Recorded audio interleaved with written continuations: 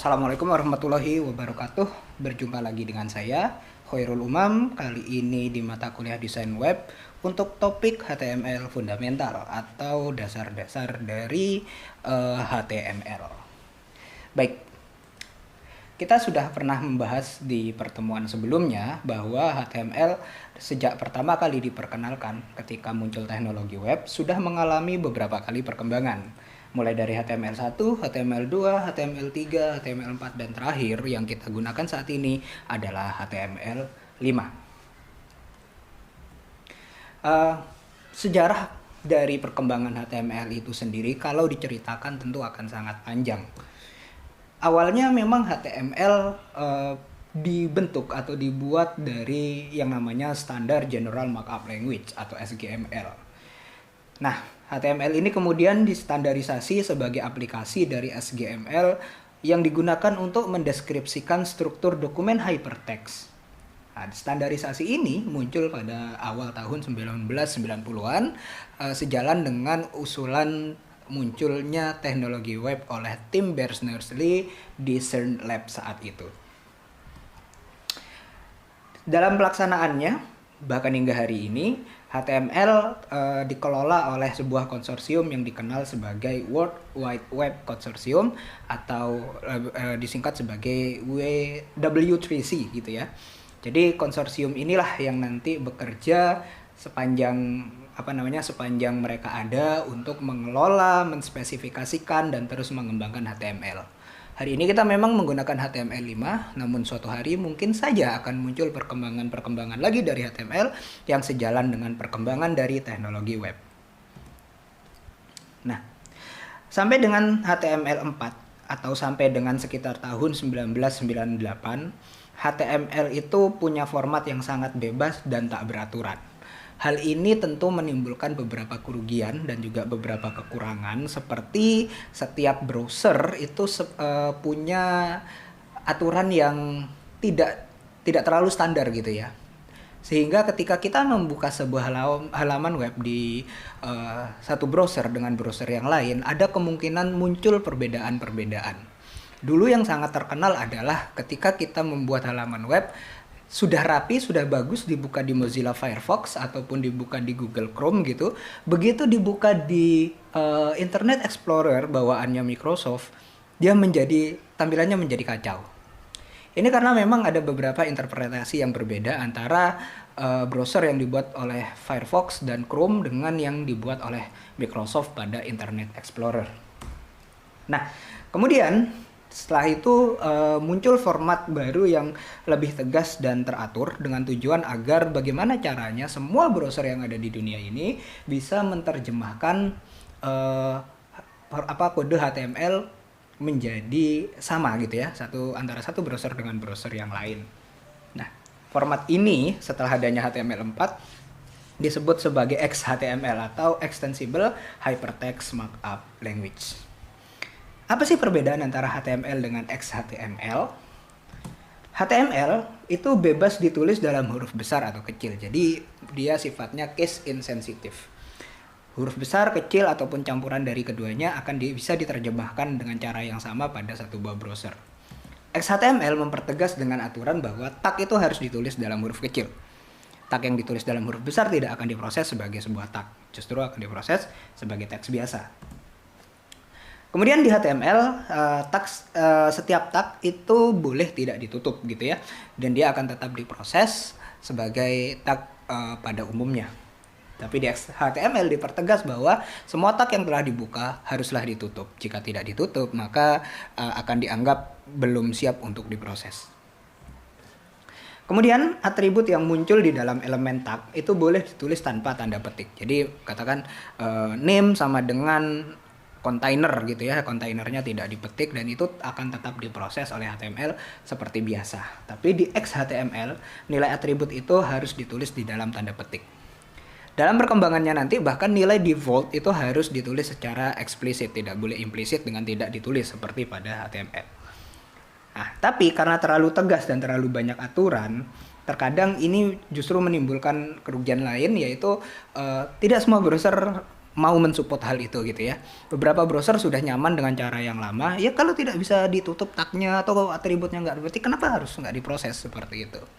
Oke, sehingga pada saat itu muncul dualisme apa ya disebutnya, aliran pemrograman, aliran style di dalam pembuatan kode dari website. Ada yang mau pakai HTML, yang inginnya rebel gitu ya, yang bebas.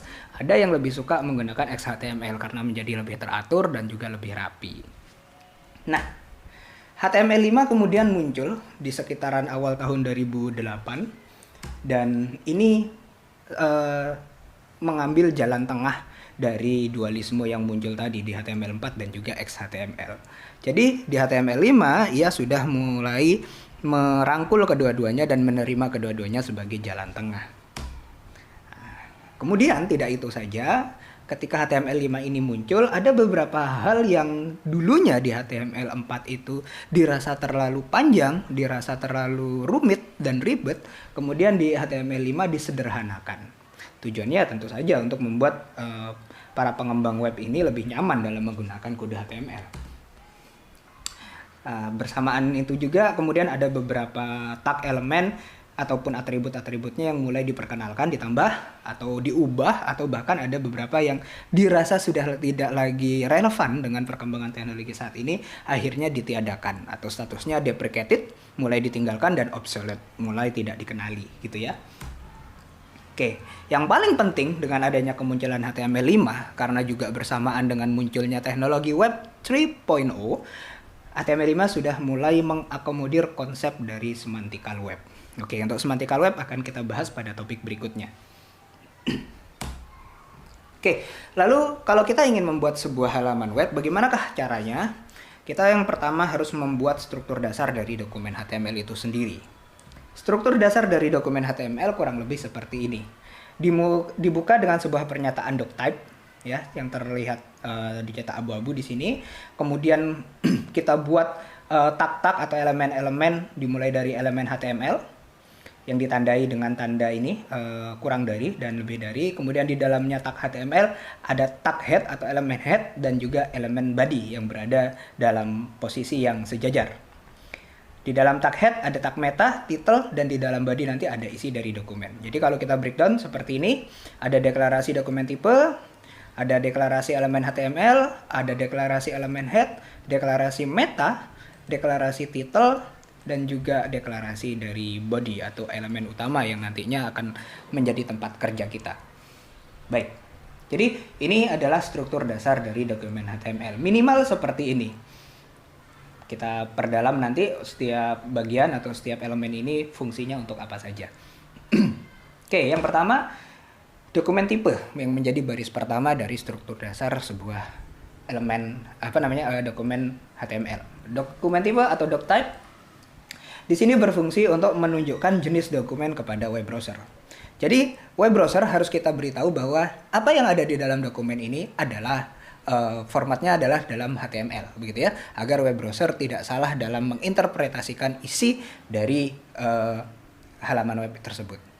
Secara default memang boleh tidak kita tulis, tapi akan memunculkan beberapa resiko kalau ada web browser, terutama web browser yang lama, ya dia tidak tahu bahwa ini harus terus diinterpretasikan atau harus diproses sebagai dokumen HTML yang mana gitu ya. Karena tadi kita sudah bilang HTML itu sudah mengalami beberapa perkembangan. Jadi memang ada beberapa browser lama yang justru masih mengenali HTML itu sebagai HTML4, tidak lagi mengenali sebagai HTML5. Oke, dengan deklarasi dari dokumen tipe atau doctype, kita bisa mempertegas lagi ke browser bahwa oh ini harusnya diinterpretasikan sebagai HTML dalam versi yang berapa gitu ya. Nah, kalau dulu di HTML4 terutama dan XHTML1 yang tadi kita sebut ada dualisme aliran, dokumen tipenya harus merujuk ke salah satu dari 3 jenis dokumen tipe definition atau DTD. Ada yang konsepnya transisional. Nah, di transisional ini elemen atau atribut yang mulai deprecated atau ditinggalkan itu masih tetap diproses, jadi masih tetap dianggap ada gitu ya. Ada yang jenisnya adalah strict. Strict ini tegas dia bahwa elemen dan atribut yang sudah dinyatakan ditinggalkan itu tidak lagi bisa diterjemahkan oleh browser. Nah, jadi kalau ada yang masih pakai elemen-elemen, tag-tag ataupun atribut yang sudah tidak dianggap sudah tidak dianggap oleh HTML, dan kita pakai jenis yang strict ini, maka dia tidak akan diproses sebagai sebuah elemen gitu ya. Jadi mungkin saja tampilannya akan berbeda dengan yang diinginkan oleh si pembuat program. Dan yang terakhir jenisnya adalah frame set. Ini dulu jadi orang bikin website itu bisa membagi halaman, layar itu menjadi beberapa frame gitu ya. Tapi praktek ini sudah mulai ditinggalkan karena membuat halaman menjadi beberapa frame dirasa terlalu memberatkan browser dan juga membuat tampilan menjadi tidak lagi menarik. Gitu. Jadi itu sejarahnya saja. Jadi memang frame set memang sudah mulai ditinggalkan. Nah, tapi ini dulu di dokumen tipe untuk HTML4 dan XHTML versi 1. Nah, di HTML5 hal-hal yang seperti ini yang dianggap terlalu panjang dan dianggap terlalu ribet itu kemudian disederhanakan. Nanti kalau yang seperti kita lihat tadi di contoh struktur dasarnya HTML tadi, deklarasi dari doc tipe di HTML5 dibuat sangat-sangat sederhana. Cukup doc tipe HTML, udah. Browser akan tahu, oh ini HTML5. Begitu. Nah, jadi ini ya, perbandingan deklarasi doc tipe. Yang akan kita pakai selama di mata kuliah ini adalah yang HTML5 yang atas sendiri. Cukup 2 kata, doc tipe HTML. Dibuka dengan tanda kurang dari dan tanda seru, kemudian ditutup dengan tanda lebih dari. Nah, dulu saat zamannya HTML4 dan XHTML1, dia doc tipenya harus sepanjang ini. Ini untuk yang transisional, ini untuk yang strict, dan ini untuk yang frame set. Nah, ini yang XHTML, sama juga ada yang transisional, ada yang strict, dan ada yang frame set gitu. Ya, coba bisa Anda bandingkan. Begitu panjang pada saat dulu ketika kita ingin membuat dokumen HTML dengan versi 4. Kalau sekarang udah cukup seperti ini. Bahkan text editor yang kita gunakan semacam Visual Studio Code, begitu kita menulis doc type seperti ini, dia akan langsung mengusulkan yang bagian ini saja. Sangat-sangat sederhana. Nah, ini tadi salah satu contoh kelebihan dari HTML5, ada bagian yang disederhanakan. Baik, itu yang pertama untuk doc type. Kemudian secara umum ketika kita membuat sebuah halaman website, berarti kita akan menambahkan elemen-elemen di dalam halaman tersebut seperti teks, paragraf, begitu ya. Mungkin nanti ada gambar, ada input tabel dan sebagainya. Nah, elemen-elemen tersebut dibuat menggunakan yang kita sebut sebagai tag di sana ya. Jadi tandanya sudah kita bahas tadi. Tandanya dibuka dengan tanda kurang dari, kemudian ditutup dengan tanda lebih dari. Nah, secara umum di standarnya HTML, elemen itu terdiri dari opening tag dan juga closing tag. Kemudian kontennya ditulis di antara kedua tag ini, begitu. Nah, di opening tag mungkin ada atribut yang juga dideklarasikan. Ya, biasanya atribut-atribut ini akan memberikan info tambahan ke browser terkait bagaimana sih elemen ini harus ditampilkan, atau bagaimana sih atau ada nggak sih informasi tambahan yang bisa diproses oleh browser terkait dengan elemen ini, begitu. Dan setiap atribut bisa punya nilai atau mungkin juga tidak. Kalau tidak berarti dia akan menggunakan nilai default. Nah, biasanya boolean ini gitu ya. Kalau ditulis atributnya saja tanpa nilai berarti biasanya menggunakan nilai defaultnya, biasanya true begitu, atau yang lain kalau memang sudah ditetapkan dalam spesifikasi dari HTML. Oke, jadi sekali lagi, nanti kita akan banyak menemukan tulisan-tulisan seperti ini. Ada tanda tabnya, opening, kemudian ada closing, dan di antara opening dan closing nanti ada konten yang ditulis. Nah, contohnya begini nanti. Ada beberapa elemen HTML yang bisa kita pelajari. Mulai dari elemen yang digunakan untuk membuat judul atau heading dari level 1 sampai 6. Ada yang dibuat untuk menuliskan paragraf. Ada yang digunakan untuk membuat tautan atau hyperlink, ada yang sekedar untuk mengubah tampilan teks menjadi cetak tebal, cetak miring, ada yang digunakan untuk membuat daftar, atau bahkan hanya untuk membuat area atau block level dari elemen dan juga inline level dari suatu elemen. Oke, kita lihat satu buah contoh seperti ini nanti. Ini sederhana sekali ya. Ini adalah satu buah dokumen HTML. Di dalam dokumen ini ada elemen head dan body. Elemen head tadi sudah kita jelaskan, dia berisi meta, informasi tambahan terkait halaman ini, dan yang paling penting adalah title. Nanti jadi di tab browser itu akan muncul judul dari halaman dokumen ini. Oke, di dalam body itu adalah bagian utama yang akan kita tulis, mana yang ingin kita tampilkan di dalam web browser akan kita deklarasikan di sini. Nah, sebagai contoh di gambar ini saya membuat sebuah heading 1, isinya profil diri, dia nanti akan tampil menjadi besar seperti ini karena dia header pertama. Kemudian ada sebuah blok paragraf, teksnya seperti ini. Nah, di sini muncul seperti ini. Kemudian di bawahnya saya membuat sebuah teks ya, di luar paragraf saya membuat sebuah teks yang strong, berarti dia nanti akan dicetak tebal. Kemudian ada teks yang saya bungkus dalam elemen EM atau emphasize, maka dia nanti akan dicetak miring. Ada juga teks yang saya bungkus menggunakan tag A atau anchor, yang nanti dia akan berperan sebagai sebuah link atau tautan atau ya hyperlink ya. Biasanya kita nyebutnya sebagai hyperlink gitu. Jadi kalau diklik dia akan pindah ke halaman yang saya tulis di sini. Begitu. Oke, nanti kita bahas lebih banyak lagi. Baik. Nah, terkait dengan penggunaan tag yang tadi kita sebutkan bahwa setiap tag yang dibuka itu harus ditutup. Nah, itu kan aturan di XHTML ya. Tapi di HTML ada tag yang memang boleh dibuka saja tanpa ditutup. Tetapi pada kenyataannya, pada pelaksanaannya, praktek yang tanpa penutupan tag ini itu tidak disarankan walaupun tetap bisa ditampilkan oleh browser. Alasannya adalah karena membuat struktur kode kita menjadi tidak rapi dan tetap ada resiko akan menimbulkan kesalahan pada sisi browser. Nah, contohnya begini, lihat, saya buat 3 buah baris teks gitu ya. Yang baris pertama ini saya ingin dia menjadi satu paragraf sendiri gitu maksudnya ya, tapi tidak saya tutup. Kemudian yang ini saya ingin dia cetak tebal saja, yang ini saya ingin dia dicetak miring. Nah, ini kalau kita jalankan di web browser, kita proses, tampilannya justru akan jadi satu paragraf begini. Ya. Yang dicetak tebal memang jadi dicetak tebal, tapi yang dicetak miring ternyata dia akhirnya ikut tebal juga. Kenapa? Nah, karena memang yang cetak tebal tadi tidak kita tutup gitu, tidak kita batasi. Kita tidak memberitahu browser bahwa oh ini dicetaknya sampai sini loh yang tebal, yang setelahnya nggak usah dicetak tebal. Oke. Jadi dalam praktiknya sekali lagi hal seperti ini tidak disarankan.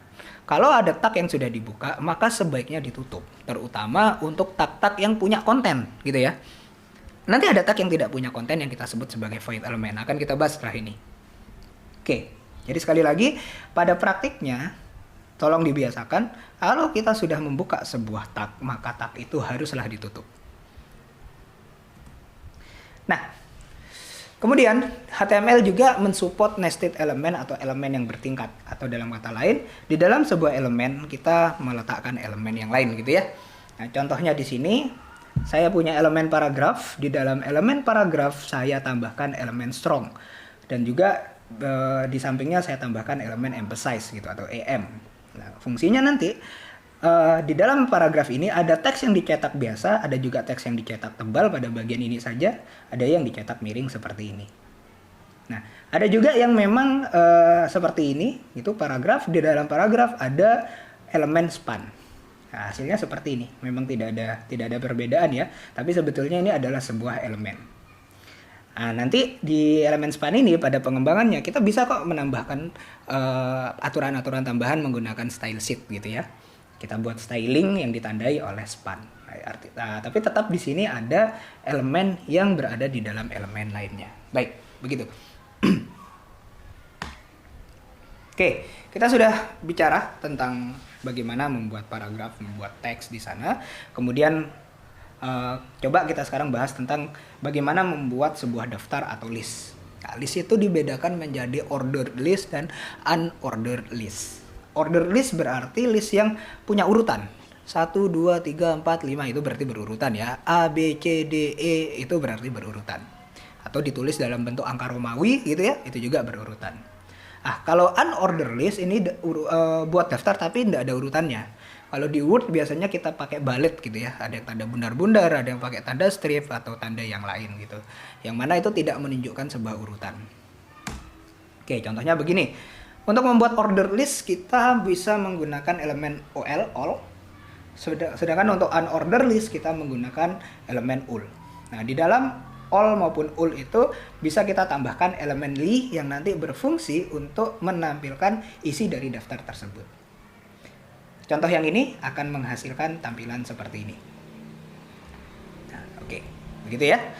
Nah, nanti Anda bisa coba-coba sendiri, cobalah buat seperti ini, kemudian cari referensi lagi, ada di W3 School sana, tambahkan atribut dan lain sebagainya untuk melakukan modifikasi pada tampilan dari list ini. Oke.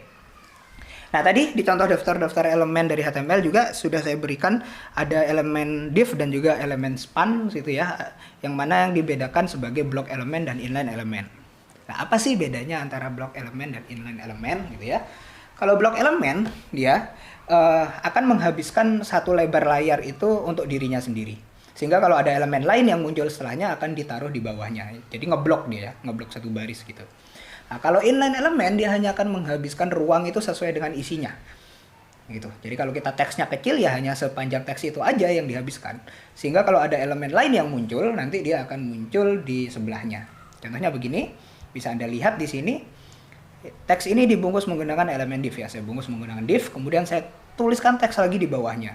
Hasilnya nanti akan seperti ini. Teks ini menggunakan elemen div. Nah, di sini masih kosong padahal ya, tapi ini sudah diakuisisi oleh blok elemen yang kita sebut sebagai div. Jadi dia ngeblok gitu. Sehingga teks yang di bawah ini dia akan muncul di bawahnya. Nah, tapi setelah itu saya tambahkan lagi sebuah elemen span gitu ya. Dan elemen span ini sifatnya inline. Makanya dia bisa nyambung ke samping di sini. Dan setelahnya, kalau ada teks lagi, ada elemen yang lain, dia akan nyambung di sebelah sini. Nah, untuk blok elemen dan inline elemen ini tidak hanya div dan span. Ada beberapa contoh. Elemen P, kalau tadi Anda perhatikan, setiap kali kita membungkus teks, mau sepanjang apapun, mau panjang atau pendek, kalau kita sudah bungkus dalam tag atau elemen P, maka dia akan menghabiskan satu blok lebar layar itu. Kalau kita buat lagi teks setelahnya di luar P itu, maka dia akan muncul di bawahnya. Makanya P itu digunakan untuk membuat paragraf, gitu ya. Nah, tapi kalau semacam stroke, EM, itu dia sifatnya inline. Karena setelah elemen itu, kalau muncul elemen lain, masih bisa ditulis dalam satu baris yang sama, atau dirender dalam satu baris yang sama oleh browser. Oke, masih ada banyak lagi contoh-contoh yang lain. Intinya semua yang menghabiskan satu baris lebar layar, tidak peduli berapapun ukurannya, itu disebut sebagai elemen blok elemen gitu ya. Sementara yang masih membolehkan elemen lain muncul dalam satu baris yang sama, itu kita sebut sebagai inline element. Oke, tadi ada contoh seperti ini di atas. Pak, ini apa sih kok ditulis dengan tanda kurang dari, tanda seru, dan tanda strip 2 kali, ditutup lagi dengan tanda strip 2 kali seperti ini. Nah, ini adalah baris komentar gitu ya. Jadi kita bisa kok menambahkan baris komentar di dalam dokumen HTML sehingga baris itu tidak akan dieksekusi, tidak akan dirender oleh web browser. Biasanya kita tambahkan untuk membuat catatan ya di dalam kode program kita. Nah, untuk membuat ini di HTML digunakan pasangan tag seperti ini ya. Kurang dari, tanda seru, kemudian double strip, ditutup dengan double strip, kemudian tanda lebih dari. Begitu. Oke. Nah, tadi kita sudah bahas beberapa elemen yang mana dia memang bisa mengandung konten gitu ya. Sehingga kontennya harus ditulis di dalam di antara opening tag dan juga closing tag. Nah, tapi di HTML ada beberapa elemen yang sifatnya void, artinya dia tidak mengandung konten apapun. Ya, tujuannya tentu untuk untuk beberapa format tampilan di dalam halaman web yang memang tidak memerlukan konten. Contohnya, kita ingin mengganti baris gitu ya. Setelah kita membuat teks gitu, tapi nggak bikin paragraf baru, dia langsung enter gitu ya. Maka kita bisa menggunakan nanti yang namanya tag BR, break row. Kemudian kita bisa membuat sebuah garis horizontal pemisah gitu ya, atau horizontal row. Nanti kalau di form gitu ya, yang akan kita pelajari pada topik-topik berikutnya, kita bisa mendeklarasikan text box gitu. Nggak ada kontennya sih, yang penting ada elemennya. Oke. Untuk closing tag-nya sendiri, dia tidak harus menggunakan closing tag gitu ya, karena dia memang nggak ada konten yang dibungkus. Sebagai gantinya, kita bisa menggunakan notasi slash di sana sebelum notasi penutupnya. Contohnya begini, ini BR untuk ganti baris, jadi ada tanda slash-nya di belakang, kemudian HR ini untuk garis horizontal, ada tanda slash-nya di belakang. Kalau ini elemen input, nanti kita pelajari saat kita belajar bikin formulir ya. Kemudian karena dia nggak ada kontennya, langsung ditambahi tanda slash begini. Nah, sebetulnya tanpa tanda slash ini juga boleh, tapi itu format HTML. Ya, kalau format XHTML, Extensible per text markup language tadi, maka dia harus ditutup seperti ini. Begitu. Oke. Contoh penggunaannya bisa dilihat di sini. Saya bikin sebuah teks, ya, saya tulis dia dalam satu baris, kemudian ada BR, saya tulis lagi dia dalam baris yang sama. Pada perwujudannya nanti dia akan seperti seolah-olah di enter begitu. Padahal dia masih satu paragraf sebetulnya ini. Gitu ya. Nah, HR ini gunanya untuk membuat garis horizontal semacam ini. Ya, Anda bebas untuk berekspresi, Anda bebas untuk melakukan coba-coba gitu ya, cari referensi terkait beberapa contoh void elemen yang lain. Oke. Nah, itu tadi kita sudah berbicara tentang elemen. Seperti yang saya sampaikan di anatominya tadi, setiap elemen itu bisa saja mengandung atribut. Nah, atribut ini nanti bisa menjadi wadah informasi tambahan bagi elemen tersebut. Ada atribut yang sifatnya wajib, harus ada gitu ya. Kalau tidak ada maka elemennya tidak berfungsi. Ada yang sifatnya opsional, boleh ada, boleh tidak. Kemudian setiap atribut bisa punya nilai. Nilainya itu bisa berupa string, bisa berupa numerik, ataupun nilai boolean true false. Nah, kalau di format HTML, tadi sudah saya jelaskan, boleh dikurung dalam tanda petik, boleh juga tidak. Kalau terutama untuk nilai-nilai yang tidak ada spasinya ya. Kalau ada spasinya, katakan string tapi dia punya spasi, kita harus kurung dia dalam tanda petik. Karena kalau tidak, nanti nilai yang setelah tanda spasi akan dianggap sebagai atribut gitu ya. Jadi antar atribut di dalam HTML itu dipisahkan dengan tanda spasi gitu. Oke. Ya, contohnya begini. Misalnya saya ingin memberikan atribut ID ke dalam elemen P dan saya beri nilainya paragraf 1 gitu ya. Saya petik ya, begini boleh, dan ini aturan dari XHTML. Seperti ini juga boleh gitu ya. Jadi di dalam elemen div ada atribut kelas yang bernilai container. Ini mau dipetik pakai tanda petik tunggal atau petik ganda boleh, nggak dipetik juga nggak apa-apa karena nggak ada spasinya gitu ya. Nah, ada yang tidak diberi nilai seperti ini. Jadi dia ada atribut reverse. Terus nilainya berapa Pak? Reverse begini berarti dia pakai nilai default, berarti nilainya true gitu ya. Ini nanti efeknya akan membalik urutan dari order list ini. Oke.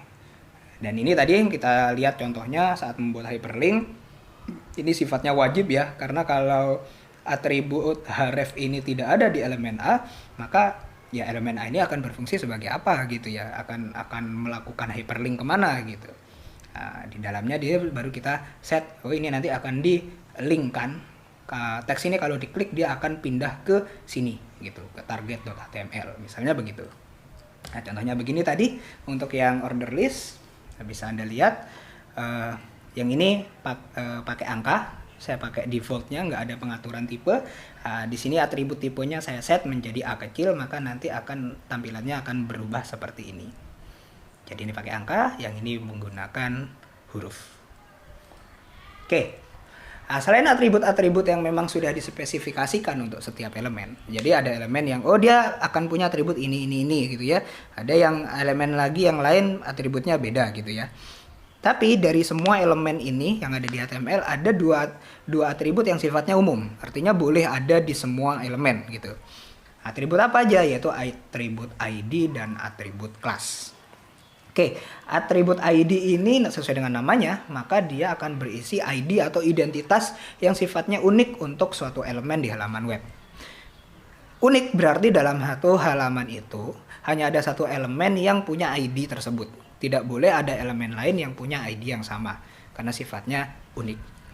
Sementara kalau kelas, dia menunjukkan pengelompokan elemen dengan karakteristik sejenis. Jadi boleh muncul bolak-balik yang menyatakan bahwa antara elemen yang ini dengan elemen yang itu dia punya karakter yang sama. Contohnya begini. Saya punya dua buah div ya, elemen div yang sifatnya sebagai container. Oh, berarti nanti antara div yang atas ini dengan div yang bawah ini karakteristiknya sama. Nanti pada saat kita belajar CSS ya, style sheet, kita bisa mengatur tampilan setiap elemen itu berdasarkan kelasnya gitu. Bahkan dengan ID-nya sih, tapi biasanya kita pakai kelasnya. Sehingga nanti tampilan antara kontainer yang atas dengan kontainer yang bawah dia akan punya tampilan yang sama, karakteristiknya sama gitu ya. Begitu juga dengan paragraf yang punya kelas konten begitu. Nah, ini berarti antara paragraf yang di sini dengan paragraf yang di bawah ini punya karakteristik sebagai konten. Tapi kedua paragraf ini punya ID yang berbeda. Yang di atas ID-nya profil, yang di bawah ID-nya kontak, kayak gitu. Nah, nanti dengan pasangan kelas dan ID ini kita bisa membuat karakteristik yang lebih spesifik lagi untuk setiap elemen. Tapi nanti akan kita belajar pada saat styling gitu. Oke. Nah, ID itu juga tadi tidak serta-merta hanya untuk identitas dari elemen itu, tapi bisa kita manfaatkan untuk membuat tautan pada halaman yang sama ya. Jadi mungkin Anda mengunjungi sebuah halaman web, kemudian Anda ngeklik sebuah link di sana, cuman dia nggak pindah halaman, tapi pindah ke bagian halaman yang di halaman yang sama, tapi bagiannya beda. Mungkin langsung pindah ke bagian bawah gitu ya. Nah, itu bisa dibuat dengan menggunakan ID. Contohnya begini. Kalau kita ingin pindah langsung ke bagian ini gitu, geser layar ke bagian ini, dia ada ID-nya adalah target gitu ya. Nah, linknya kita bisa pasang seperti ini.